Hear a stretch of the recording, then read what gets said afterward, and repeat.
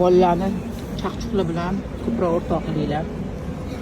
Pishavoy musor bilan emas. Pishavoy musor degani bu ichakda mana bugun ham ishdaman. Shunaqa nutq bilan muammolar ko'p. Shunchalik boymisizlar. Ha, paketga soling. Shunchalik pulinglar ko'pmi? Nimaga masalan men o'zim to'g'ri ratsionga o'tganman. 4 ta bolani kasal bo'lsa dorisiga mana puli. Dorisiga men erimdan hada pul ola olmayman.